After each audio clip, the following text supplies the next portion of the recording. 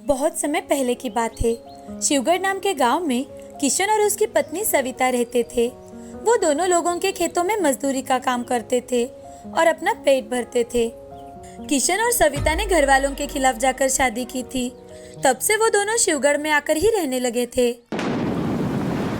इस साल बहुत ज्यादा बारिश होने के कारण गांव में सभी लोगों की फसल खराब हो चुकी थी, इसीलिए उनको खेती में कोई काम नहीं मिल रहा था। दोनों के पास जितनी जमा पूंजी थी अब वो भी खत्म हो चुकी थी। अब उनके पास पैसों की बहुत कमी थी।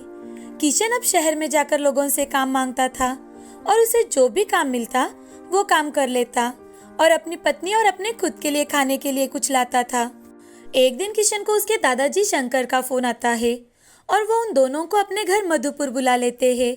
सविता और किशन बहुत ही खुश थे कि उन्हें अपने घर बुलाया गया है। वो दोनों खुशी खुशी मधुपुर जाते हैं। वहां जाने के बाद शंकर किशन से, बेटा किशन, कैसे हो तुम और सविता ठीक तो हो ना बेटा? मैंने तुम दोनों का रिश्ता अस्वीकार कर अच्छा नहीं किया बेटा, लेकिन अब बीती बातें भूल जाओ बेटा। और बताओ तुम्हारा क्या चल रहा है? दादाजी, तुम्हें क्या बताऊं, हमारी हालत कुछ अच्छी नहीं है दादाजी। इस साल बहुत बारिश होने के कारण सारी फसलें खराब हो चुकी है। इस कारण हमें कहीं काम नहीं मिल रहा। मैं और सविता तो 2 वक्त की रोटी भी पेट भर नहीं खा सकते। शंकर का भी अपने पोते किशन के अलावा इस दुनिया में कोई नहीं था और अपने हालात बताते बताते किशन की आंखों में से आंसू आने लगते हैं। ये देख दादाजी। अरे बेटा, ऐसे मायूस मत हो। अब से तुम दोनों यहीं पर मेरे साथ रहोगे। हमारी इतनी अच्छी खासी जमीन है, उसी में मेहनत करो। दादाजी की बातें सुनकर सविता और किशन दोनों बहुत खुश हो जाते हैं। तभी सविता दादाजी से, क्या सच में दादाजी आपने हम दोनों को माफ कर दिया है?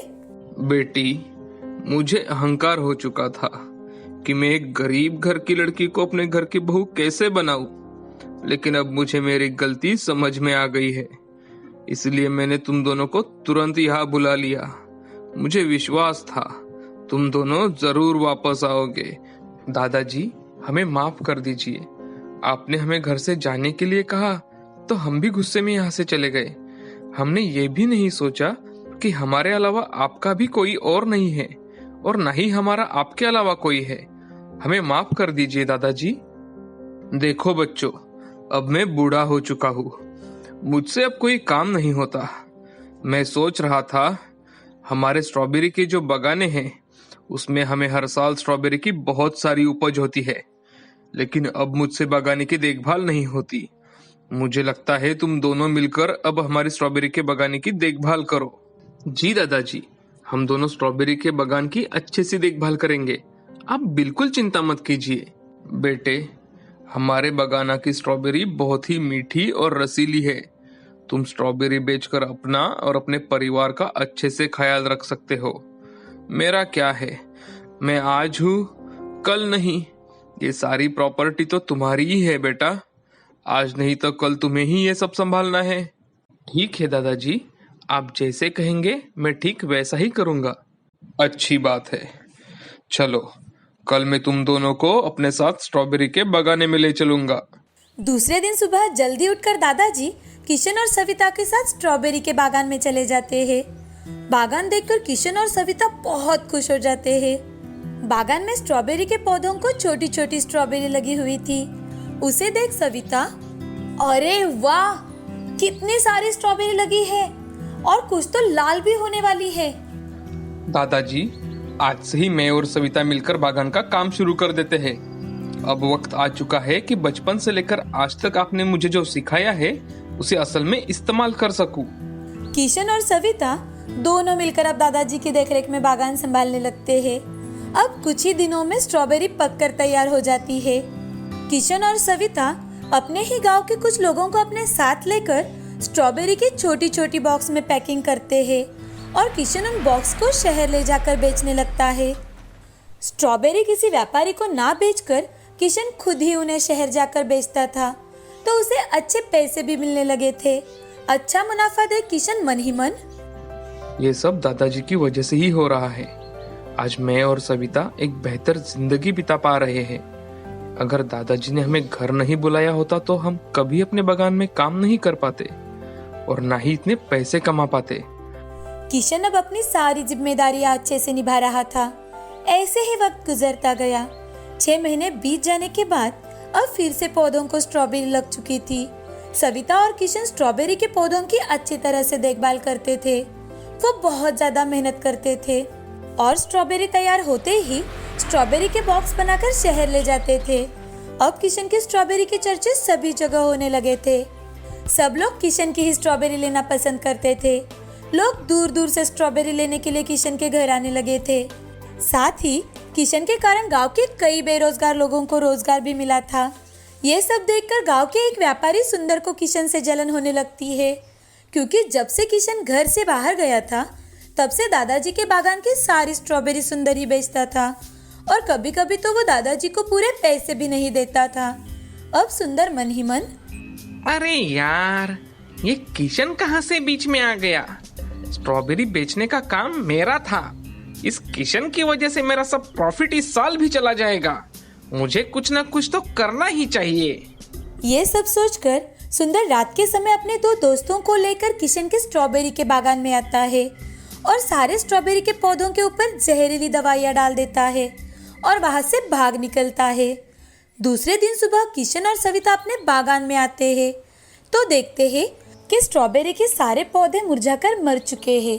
हे भगवान, ये सब क्या हुआ है? पौधे मुरझाकर स्ट्रॉबेरी काली क्यों पड़ चुकी है? कल शाम तक तो सब कुछ अच्छा था। अचानक से रात में ऐसा क्या हो गया कि ये सब खराब हो गए? किशन और सविता बहुत अफसोस करते हैं। उनकी आंखों में से आंसू आने लगते हैं। वो सोचने लगते हैं कि वो दोनों स्ट्रॉबेरी के बागान की अच्छी तरह से देखभाल कर ही नहीं पाए। दोनों रोते हुए घर जाने के लिए निकलते हैं। उन्हें उदास देख सुंदर बहुत खुश हो जाता है और मन ही मन, ले ले और बेच स्ट्रॉबेरी। अब तुम्हें समझ आएगा बेटा। अगर मुझे स्ट्रॉबेरी बेची होती तो तुम्हें कुछ ना कुछ तो पैसे मिले होते। घर आने के बाद किशन और सविता सारी बातें दादाजी को बताते हैं। अरे, ऐसे कैसे हो सकता है? तुम दोनों मेरे साथ चलो। हम साथ जाकर स्ट्रॉबेरी का बगाना देख कर आते हैं। दादाजी, उधर जाने का कोई फायदा नहीं है क्योंकि सब पौधे खत्म हो चुके हैं, कुछ भी नहीं बचा। लेकिन फिर भी मुझे देखना है। चलो, हम अभी बगाने की ओर चलते हैं। दादाजी को लेकर किशन और सविता बागान में जाते हैं। पौधों को देख दादाजी, अरे, यहाँ तो सब कुछ बर्बाद हो गया है। सब स्ट्रॉबेरी के पौधे खत्म हो चुके हैं और स्ट्रॉबेरी भी काली पड़ चुकी है। इस पर जरूर कुछ जहरीले औषधियों का छिड़काव किया गया है। लेकिन दादाजी, हम तो बगान में कभी किसी औषधियों का इस्तेमाल नहीं करते। हाँ, लेकिन ये हुआ है बेटा। ये मेरा तजुर्बा कह रहा है। यहाँ जरूर किसी ने जहरीली औषधियाँ छिड़काई है। किशन और दादाजी दोनों बागान में घूम रहे थे। तभी किशन की नजर एक छोटे से स्ट्रॉबेरी के पौधे पर पड़ जाती है। वो पौधा बिल्कुल हरा था। उसे देख किशन, दादाजी यहाँ आइए। ये देखिए, ये पौधा तो अभी भी बिल्कुल हरा है और उसे छोटी छोटी स्ट्रॉबेरी भी है। बिल्कुल जला नहीं है।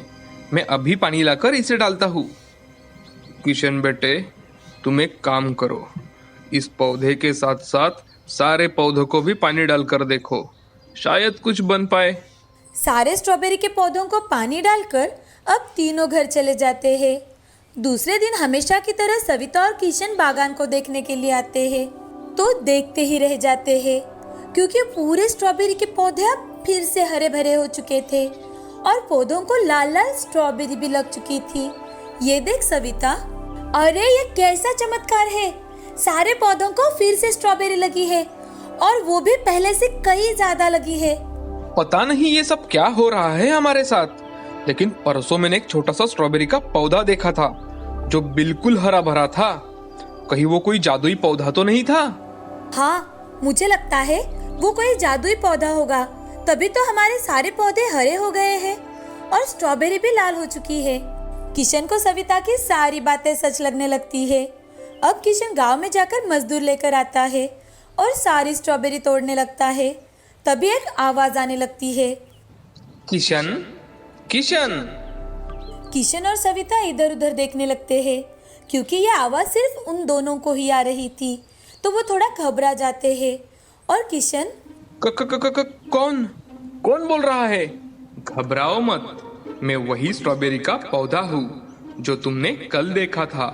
तुम दोनों बहुत अच्छे हो, तुमने हमारा बहुत ख्याल रखा है और कई गांव के बेरोजगार लोगों को तुमने रोजगार दिलवाया है, अच्छी राह पर लाया है। तभी तो तुम्हारे सारे स्ट्रॉबेरी के पौधे तुम्हें वापस मिल गए हैं। तुम जब जब स्ट्रॉबेरी तोड़ोगे तो इन पौधों को वापस उतनी ही स्ट्रॉबेरी आ जाएगी। लेकिन अगर किसी ने फिर से इस पर जहरीली औषधियों का इस्तेमाल किया तो क्या होगा?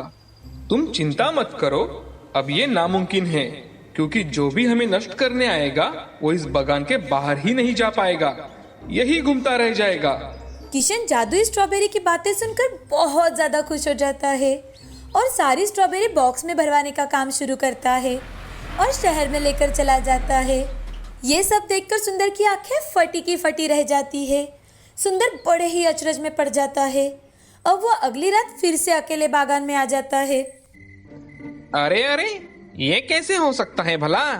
पौधे फिर से हरे कैसे हो गए? मैंने तो इन पर जहरीली औषधियों का इस्तेमाल किया था। एक पौधा भी बचना मुमकिन नहीं था। इतना ही नहीं बल्कि कि इसकी आगे की फसल भी अच्छी नहीं आनी चाहिए थी। ऐसा कहकर सुंदर फिर से पौधों के ऊपर जहरीली दवाइयाँ डालने लगता है। दवाइयाँ डालकर सुंदर वहाँ से निकलने की कोशिश करने लगता है, लेकिन वो वहाँ से निकल ही नहीं पाता। वो वहीं पर घूमते रह जाता है। जब किशन अपने सारे स्ट्रॉबेरी बेचकर दूसरे दिन सुबह घर लौट रहा था, तो देखता है कि सुंदर उसके बागान में घूम घूम कर नीचे गिर गया है। अब किशन को सारी बात समझ में आ जाती है। उसकी फसल बर्बाद करने वाला और कोई नहीं बल्कि सुंदर ही है। किशन सुंदर के पास जाता है, तभी सुंदर को होश आ जाता है और होश आते ही सुंदर, किशन, तुम्हारे बागान में ऐसा क्या है भाई कि मैं यहाँ से बाहर ही नहीं निकल पा रहा हूँ? मुझे माफ कर दो, मैंने ही तुम्हारे बागान को खराब कर दिया था। अब मैं कभी तुम्हारे स्ट्रॉबेरी के बागान की ओर नहीं देखूंगा, मुझे माफ कर दो। किशन से माफी मांगने के बाद ही सुंदर बागान से बाहर निकल पाता है। सुंदर डर के मारे भागते हुए वहां से चला जाता है। दूसरी ओर किशन खुश होकर घर जाता है और हंस हंस कर सारी बातें दादाजी को और सविता को बताता है। सहारनपुर नाम के गांव में विकास अपनी पत्नी शोभा के साथ रहता था। वो बहुत ही ज्यादा धनवान था। उसे रतन नाम का एक बेटा था। उनके घर के पास ही एक राधा नाम की औरत अपने पोते चिराग के साथ रहती थी। चिराग के माँ बाप बचपन में ही गुजर चुके थे, इसीलिए चिराग अपनी दादी के साथ ही रहता था। राधा लोगों के घर के काम करती थी। गरीब होने के बावजूद राधा ने चिराग को अच्छे स्कूल में डाला था। चिराग और रतन एक ही स्कूल में पढ़ते थे। उन दोनों की उम्र भी एक ही थी, इसी कारण वो दोनों एक साथ ही खेलते थे। लेकिन दोनों बच्चे एक साथ खेल रहे हैं, ये विकास को बिल्कुल पसंद नहीं था। एक दिन विकास रतन से, बेटा, तुम्हें खेलने के लिए अपना घर खिलौनों से भरा हुआ है, तुम यहाँ आराम से खेल सकते हो, तो फिर तुम उस चिराग के साथ क्यों खेलते हो? पिताजी, आप तो जानते हो चिराग मेरा अच्छा दोस्त है, वो मेरे लिए कुछ भी कर सकता है। उसकी दादी लोगों के यहाँ घर काम करती है, तो तुम उसके साथ क्यों खेलते हो? उसने तुम्हारे कीमती खिलौनों से खेलने के लिए और चुराने के लिए तुमसे दोस्ती की है। तुम्हारा उसके साथ खेलना मुझे बिल्कुल पसंद नहीं है। मैंने अगर दोबारा तुम्हें उसके साथ खेलते हुए देखा तो याद रखना, तुम्हारी खैर नहीं। रतन रोते हुए अपनी माँ शोभा के पास चला जाता है। तभी शोभा रतन से, अरे बेटा, क्यों रो रहे हो? क्या हुआ? तुम्हें क्या चाहिए? पापा तुम्हारे लिए अच्छा सा टेडी बियर लेकर आएंगे। पापा ने कही सारी बातें रतन अपनी माँ शोभा को बताता है। तभी शोभा उसे उसके पसंद का चॉकलेट देती है और शांत कराती है। अब जब चिराग रतन से खेलने के लिए आता है तो रतन चिराग को सारी बात बता देता है और उसके साथ खेलने से मना कर देता है। तो चिराग घर उदास होकर लौटता है। तभी चिराग की दादी चिराग से, चिराग, क्या हुआ बेटा? तुम इतने उदास क्यों बैठे हो? अभी अभी तो तुम खेलने गए थे ना? तब चिराग राधा को सारी बात बता देता है कि कैसे विलास ने रतन को चिराग के साथ खेलने से मना कर दिया है। ये सुनकर राधा, बेटा कोई बात नहीं, ऐसा तो होता ही रहता है, तुम ऐसी बात पर ध्यान मत दिया करो। तुम सिर्फ अपनी पढ़ाई पर ध्यान दो। पढ़ लिख कर जब तुम बड़े आदमी बन जाओगे तो तुम्हारे कई सारे दोस्त बन जाएंगे। ठीक है दादी, मैं अभी से मन लगाकर पढ़ाई करूंगा। दूसरे दिन सुबह चिराग जब स्कूल में जाने लगता है तब रतन अपने दोस्तों के साथ स्कूल के पास खड़ा होता है। तब रतन के दोस्त, अरे अरे, ये देखो चिराग कैसे फटे कपड़े पहन के क्लास में जा रहा है। ये बात सुनकर चिराग को बहुत बुरा लगता है। वो उनकी बातों को अनसुनी कर वहाँ से चला जाता है। ये बातें सुनकर रतन को भी अच्छा नहीं लगता। वो उनसे कहता है, अरे क्या हुआ अगर चिराग के पास अच्छे कपड़े नहीं है तो? लेकिन वो हमसे पढ़ाई में सबसे आगे है, उसकी बुराई करना अच्छी बात नहीं है दोस्तों। ऐसा कहकर रतन वहाँ से चला जाता है। घर जाने पर दादी के कहने पर भी चिराग खेलने के लिए नहीं जाता। वो घर में ही रहता है। एक दिन स्कूल से लौटते वक्त चिराग को किसी की जानी पहचानी आवाज आती है, तो चिराग आवाज की तरफ जाता है और देखता है कि रतन गड्ढे में गिरा हुआ है। तभी रतन के दूसरे दोस्त वहाँ आ जाते हैं। सब रतन को देख रहे थे। तभी चिराग रतन से, अरे रतन, तुम इस गड्ढे में कैसे गिर गए? ये गड्ढा तो बहुत गहरा है, अब तुम बाहर कैसे आओगे? आज मुझे लेने के लिए पापा नहीं आए थे, तो मैं अकेला ही घर जा रहा था और मेरा पैर फिसलकर मैं इस गड्ढे में गिर गया। अब मुझे पता नहीं कि यहाँ से कैसे बाहर निकलूं। अब रतन रोने लगता है। रतन को रोते देख रतन के बाकी दोस्त वहाँ से भाग जाते हैं। तभी चिराग उसे समझाते हुए, रतन, तुम चिंता मत करो, मैं तुम्हें यहाँ से निकालने के लिए कुछ न कुछ करता हूँ। तब चिराग भागते भागते अपने घर जाकर घर से रस्सी लेकर आता है। रस्सी को गड्ढे में छोड़कर दूसरी रस्सी अपने पेट को बांध देता है, ताकि उसके हाथ से रस्सी छूट न जाए, क्योंकि उसके आसपास कोई पेड़ या कोई चीज नहीं थी जिसे वो रस्सी बांध सके। अब वो धीरे धीरे उसे ऊपर की ओर खींचने लगता है। रतन, तुम घबराओ मत, मैं तुम्हें यहाँ से सही सलामत बाहर निकाल लूंगा, तुम बिल्कुल मत घबराना। उसी समय विकास वहाँ से जा रहा था। विकास को पता ही नहीं था कि उसका बेटा रतन ही इस गड्ढे में गिरा हुआ है। वो थोड़ी दूर से देख रहा था कि चिराग किस तरह किसी की जान बचा रहा है। चिराग जान की बाजी लगाकर रतन को बचाता है, बाहर निकालता है। चिराग ने रतन को बड़ी होशियारी से गड्ढे से बाहर निकाला। ऊपर आते ही रतन चिराग के गले लग जाता है और उसे थैंक्स कहने लगता है। रतन को ऊपर आते देख विकास भागते हुए वहाँ आ जाता है और विकास के साथ चिराग को भी अपने गले लगा लेता है। उसे अपनी गलती का एहसास हो जाता है। उसे रतन से कई बातें याद आ जाती है। साथ ही रतन की भी बातें याद आती है कि चिराग मेरे लिए कुछ भी कर सकता है। और विकास चिराग से, मुझे माफ कर देना बेटा, मैंने रतन को तुम्हारे साथ खेलने से मना किया था, मैं बहुत गलत था। आज से तुम हमारे घर हर रोज खेलने आ सकते हो, और हाँ, कभी कभी मेरे साथ भी गप्पे किया करो। ऐसा कहकर वो दोनों को फिर से गले लगा लेता है। अंकल, आप मुझसे माफी मत मांगिए, मैं आपसे बहुत छोटा हूँ। विकास चिराग और रतन को लेकर घर आ जाता है। घर आने के बाद सभी बीती बातें शोभा और राधा को बताता है। अब चिराग और रतन साथ में पढ़ाई करते हैं, साथ में खेलते हैं और स्कूल में भी साथ ही जाते हैं। अब विकास रतन के साथ साथ चिराग के लिए भी कभी कभार कपड़े खरीदने लगा। उसे अपने साथ पार्टीज में भी ले जाने लगा। अब सब अपने अपने घर खुशी खुशी रहते हैं। अब रतन और चिराग दोनों गहरे दोस्त हो जाते हैं।